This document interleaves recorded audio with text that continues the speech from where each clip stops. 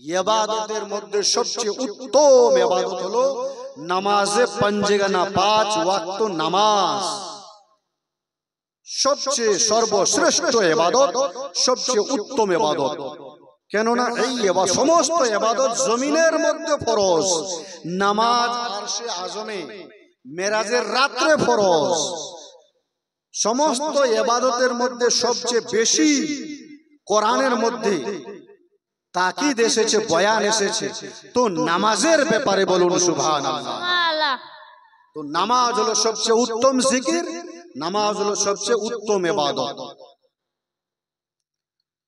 আর এই ইবাদতের জন্যই মানুষকে দুনিয়াতে পাঠানো হয়েছে।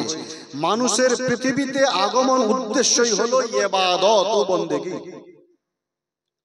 আপনি দেখবেন প্রত্যেকটা জিনিসের মধ্যে আপনি 4টা করে ইল্লাত পাবেন।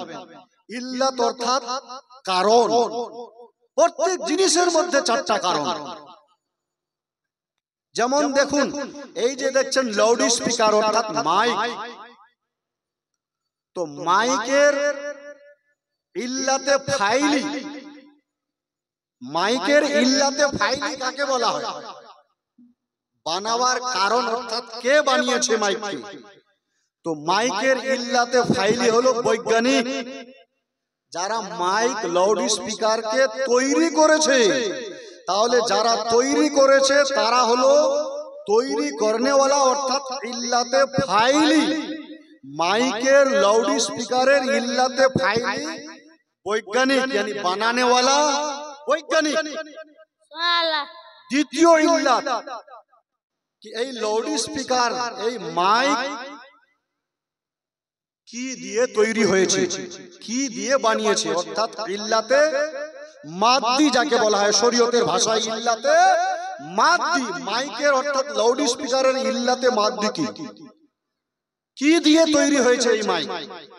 তো বলে লোহা, তাম্বা, তার, পিতল, প্লাস্টিক, এই বিভিন্ন ধরনের জিনিস দিয়ে মাইককে লাউড স্পিকারকে তৈরি করা হয়েছে। তাহলে মাইকের অর্থাৎ লাউড স্পিকারের ইল্লাতে মাদ্দি হলো লোহা, পিতল, তাম্বা, তার, এই সমস্ত দিয়ে মাইক তৈরি হয়েছে। মাইকের ইল্লাতে মাদ্দি মানে বানাবার কারণ কি জিনিস দিয়ে বনেছে, কি জিনিস দিয়ে তৈরি হয়েছে। এবার এই লাউড স্পিকার অর্থাৎ মাইকের ইল্লাতে সুরি, যেটা কেমন আকারে তৈরি হয়েছে। নারায়ে তাকবীর, নারায়ে রিসালাত, মাসলাকে আলা হযরত, উলামায়ে আহলে সুন্নাত।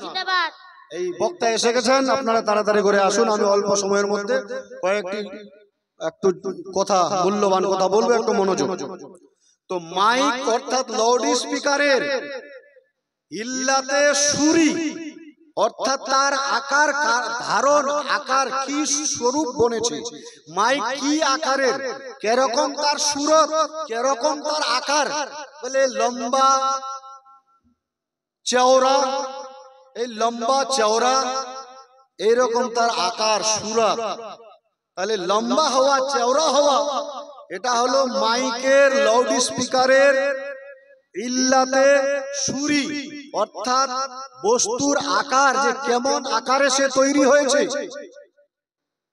এবার 4 নম্বর কারণ, 4 নম্বর ইল্লাত যেটা হলো আসল ইল্লাতে গায়ি, কে লাউড স্পিকারকে কেন বানা হয়েছে, এই মাইককে কেন তৈরি করা হয়েছে, বানাবার কারণটা কি, এর ইল্লাতে গায়ি কি, কেন বানা হয়েছে, এটাই হলো আসল ইল্লাত 4টি ইল্লাতের মধ্যে।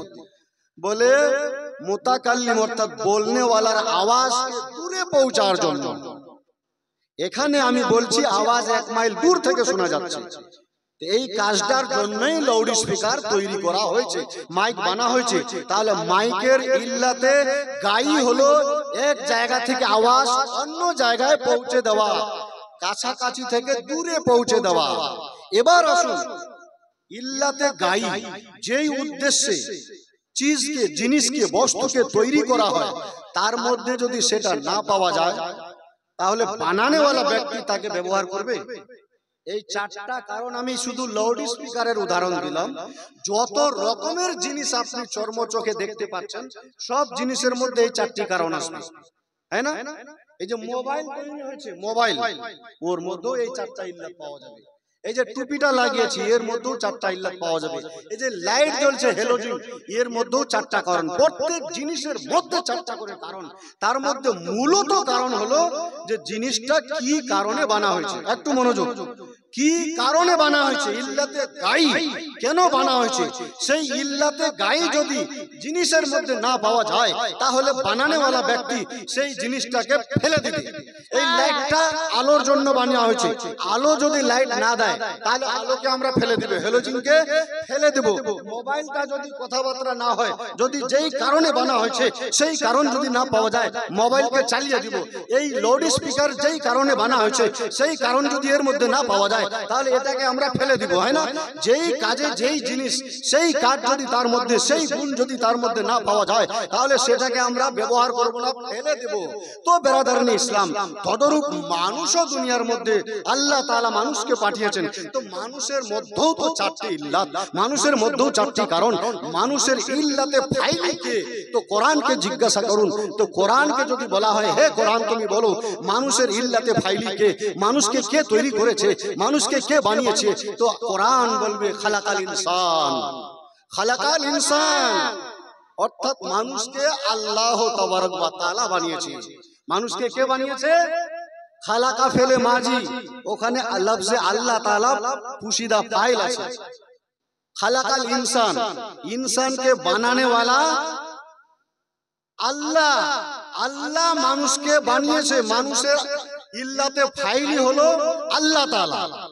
এবার মানুষের দ্বিতীয় কারণ कि মানুষের ইল্লাতে মাদ্দি, মানুষ কি দিয়ে তৈরি, মানুষ কিভাবে তৈরি হলো, কি জিনিস দিয়ে বানালো। তো কোরআনকে জিজ্ঞাসা করেন, তো কোরআনের মধ্যে আল্লাহ তাবারক ওয়া তাআলা সূরা রহমানের মধ্যে বলছেন খালাকাল ইনসানা মিন সলসালিন কাল ফাখার, कि মানুষ के अल्लाह ताला एकदम बजती हुई टनाटन मिट्टी से बनाया।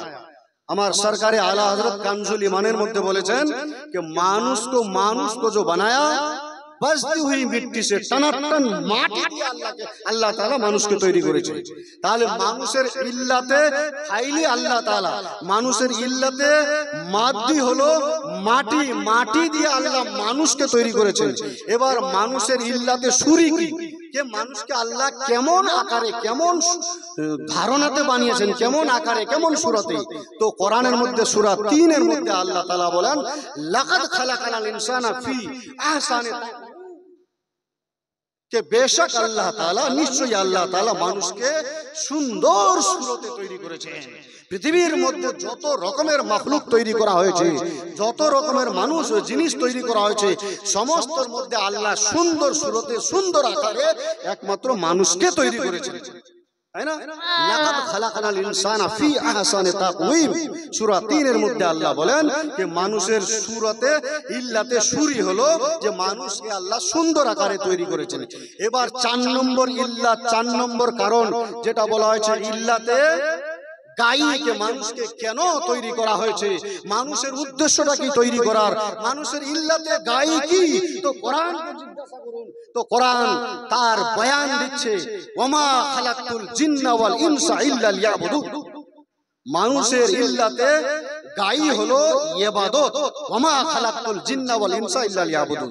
আল্লাহ বলেন যে আমি মানুষকে সৃষ্টি করিনি, একমাত্র করেছি তো ইবাদতের জন্য। জিন ইনসানকে আল্লাহ ইবাদতের জন্য তৈরি করেছেন। তাহলে মানুষের উদ্দেশ্য হলো, তৈরির উদ্দেশ্য হলো ইবাদত।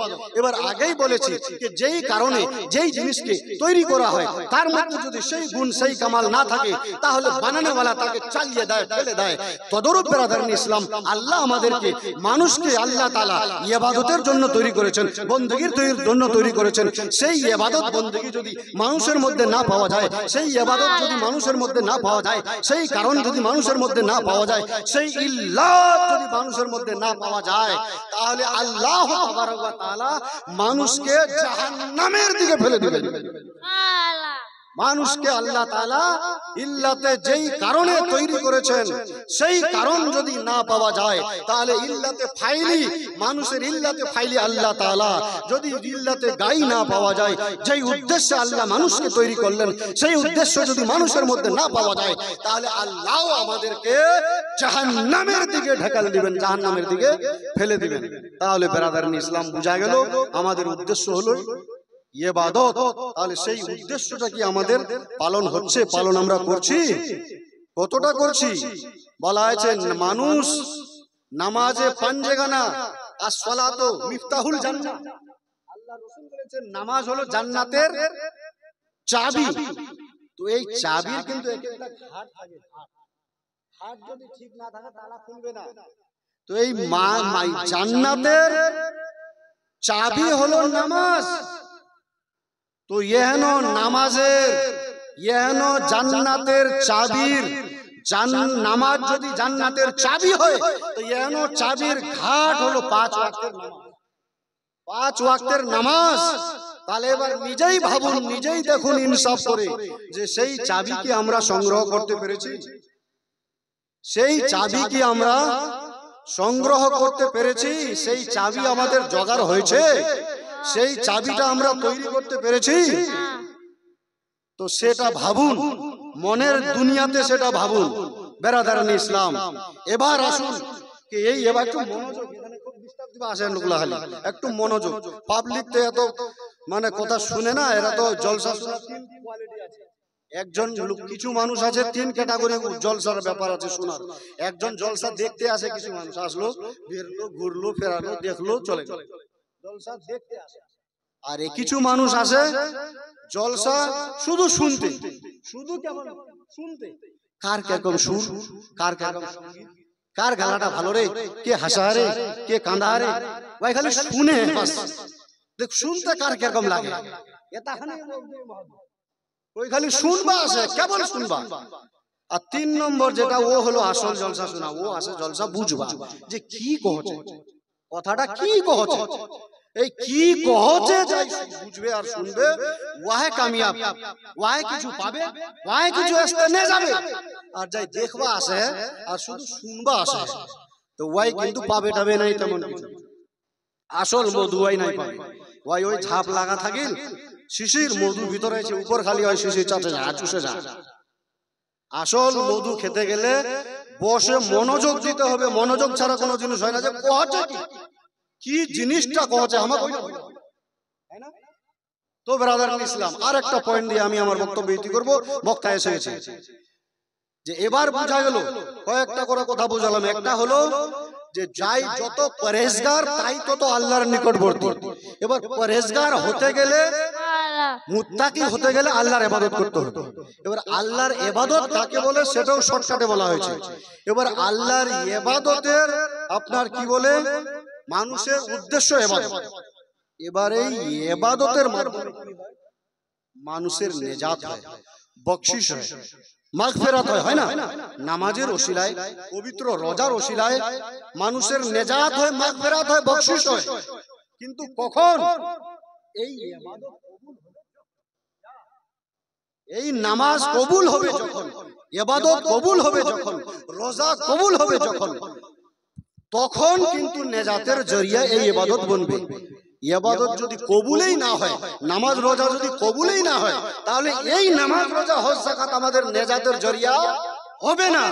নেজাতের জরিয়া ওই সময় হবে যেই সময় এই ইবাদত বন্দেগী আমাদের কবুল হবে।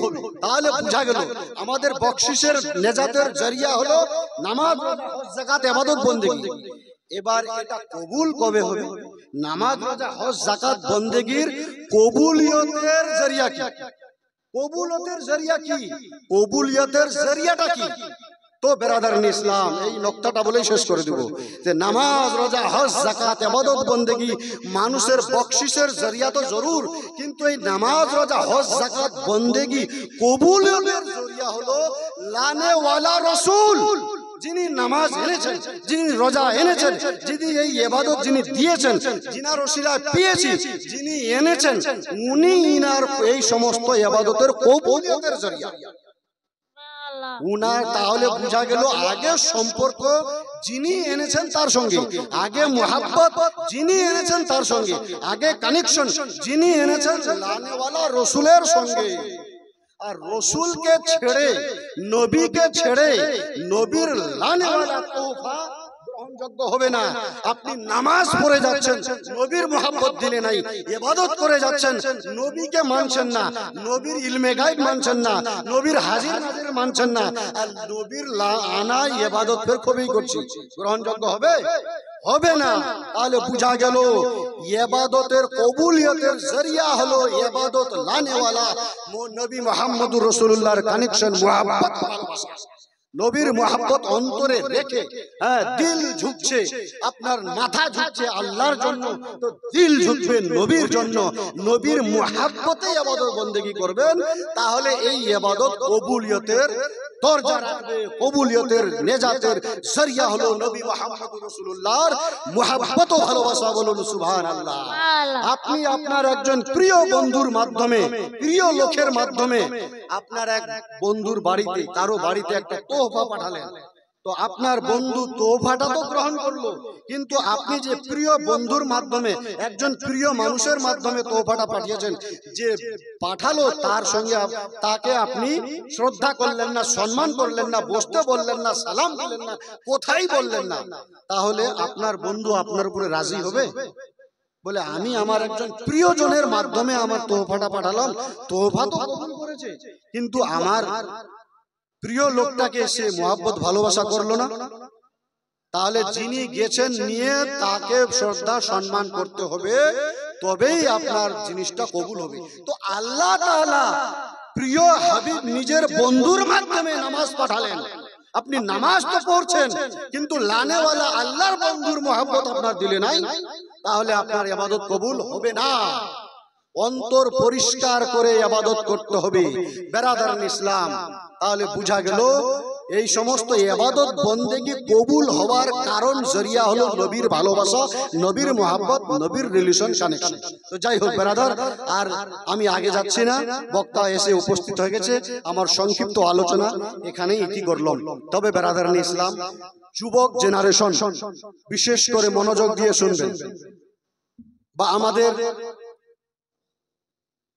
এই সমাজের কমিটি, দেখুন শরীয়তের কাম মসজিদের হোক বা মাদ্রাসার হোক, যত রকমের কাজ আছে করতে গেলে কিন্তু আলেমের পরামর্শ ছাড়া যদি একাই করেন কাজ সাকসেসফুল হবে না। একটা যদি আপনি পেচ্ছাবখানা তৈরি করেন, একটা ওযুখানা তৈরি করেন, তবুও মশলার দরকার আছে। একটা পেচ্ছাবখানা বানালেও আলেমের প্রয়োজন আছে, একটা ওযুখানা বানালেও আলেমের প্রয়োজন আছে। এমন অবস্থায় পেচ্ছাবখানা বানালেন যে ছিট উপর পড়ে যাচ্ছে, এমন জায়গাতে আপনি ওযুখানা বানালেন যে ওযুর ড্রেনের পানি বাথরুমের যায় আপনার কি বলে ট্যাঙ্কিতে পড়ে যাচ্ছে, এই রকমের যদি কথার কথা হয় তাহলে অবশ্যই ভুল হবে এগুলা। তো আপনি যাহা কিছু করবেন ওলামার পরামর্শ নিয়ে করবেন। জামাতের ইমামকে, ইমাম মানে রাস্তা দেখানেওয়ালা, পথ প্রদর্শক, রাহবার, ইমাম, পেশওয়া, ইমামের পরামর্শ যে কোনো ব্যাপারে, ইমামের, আলেমের, ওলামার, মুফতির পরামর্শ নিয়ে যে কোনো কাজ করবেন। হুট করে ইচ্ছা মতো একাই কিছু আগাতে যাবেন, অবশ্যই শরীয়তি ব্যাঘাতে পড়বেন, ভুলে যাবেন। তো সব জিনিসের একটা সিস্টেম করা হয়েছে। আমার জামাত, আমার গ্রাম, তাই বলে ইচ্ছা মতো বিনা পারমিশনে, বিনা অনুমতিতে যা ইচ্ছা তা করে নিব, এটা কোনোদিন সিস্টেমের মধ্যে পড়ে না, এটা কোনোদিন নিয়মের মধ্যে পড়ে না, তাই না? যুবকরা অবশ্যই আমাদের ভবিষ্যৎ, যুবক জেনারেশন, ইয়ং জেনারেশন আমাদের ভবিষ্যৎ, কিন্তু ইয়ং জেনারেশনরা আপনারা যিনারা অতীতের ভিত নিয়ে কর্ম করবেন, অতীতের ভিত নিয়ে আপনারা ভিত নির্মাণ করবেন, যিনারা বয়স্ক, যিনারা বিশিষ্ট, যিনারা মাতা পিতা, যিনারা গুরুজন, যিনারা বিশেষ, তাদের ছত্র ছায়ায় থেকে, তাদের পরামর্শ নিয়ে, তাদেরকে উপদেশটা মেনে আপনারা যা কিছু করবেন আপনাদের কাজ সাকসেসফুল হবে। অন্তর পরিষ্কার করে কাজ করলে কাজ সাকসেসফুল হবে, তাই না? বড় বড় ডিগ্রি নিয়ে লাভ নাই, মনটাই যদি অশিক্ষিত হয়ে থাকে, তাহলে মন যার যত ভালো তাই তত ভালো। মনকে পরিষ্কার করে কাজ করলে কাজের মধ্যে খলুসিয়ত হবে, যেহেতু খলুসিয়ত হবে তো ইবাদত তো স্বভাব। আর অন্তরিকতা খলুসিয়ত যদি না থাকে তাহলে ওটা ইবাদত হবে না, ওটা আদত হবে। আর আদতের মধ্যে কোনো স্বভাব নাই, কোনো নেকি নাই। তাহলে কাগজের মধ্যে ভুল, কথার মধ্যে ভুল, কর্মের মধ্যে ভুল, চলতে ফিরতে ভুল, এই ধরনের ভুল যেন না হয়। বেরাদারান ইসলাম, বাবাজি ভাইরা, একটু মনোযোগ। যে কোনো জিনিস পরামর্শ নিজেরটাই করো, শুনো সব কি করো আপনি ভাই, তুই নিজেরটাই কর, কিন্তু তবু চারজনকে আগে জানাই কর, চারজনকে পরামর্শ নিয়ে কর, তাই না? তো এই ধরনের সিস্টেম আছে একটা। সিস্টেমহীন কাজ করলে অবশ্যই প্রতিবাদ হবে, অবশ্যই ন্যায্য কথা। মানুষকে শুধু মরিচ খেলেই ঝাল লাগে না, ন্যায্য কথা তো ঝাল লেগে যায়। তো বেরাদারান ইসলাম, এই সমস্ত জিনিসকে ইঙ্গিত ইশারাকে মনে রেখে কাজ করবেন।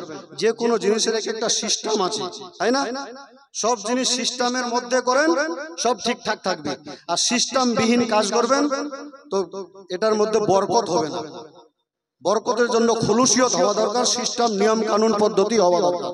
বেরাদারান ইসলাম, সবাইকে নিয়ে কাজ করুন, সবারে মত জগায় কাজ করুন। হ্যাঁ, একাই 100 মনে করে যা ইচ্ছা তা করে যাব, এটা কোনো নিয়ম হয় না। কমিটির মানহানি, বড়দের মানহানি করে আমি একটা কাজ করব, সেই কাজে মানুষের মনোযোগ থাকবে না, মহব্বত থাকবে না। যিনারা রানিং কমিটি, তিনাদেরও একটা ব্যক্তিগত সম্মান আছে, তো তিনারা তো আমরাই বানিয়েছি। হ্যাঁ, একাই তো তারা নিজে হয় নাই, বানানো হয়েছে। তাহলে যে কোনো কিছু হবে কমিটির পরামর্শ নিয়ে, কমিটির আলোচনা নিয়ে, কমিটির ছত্র ছায়ার নেতৃত্ব নিয়েই কাজ হওয়া দরকার।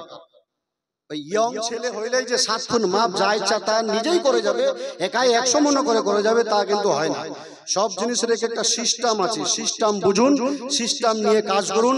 ওলামায়ে কেরামের, ইমাম সাহেবের পরামর্শ নিয়ে কাজকর্ম করুন, ইনশাআল্লাহ কাজে বরকত হবে, কাজে সবারে মহব্বত ও ভালোবাসা থাকবে। যাই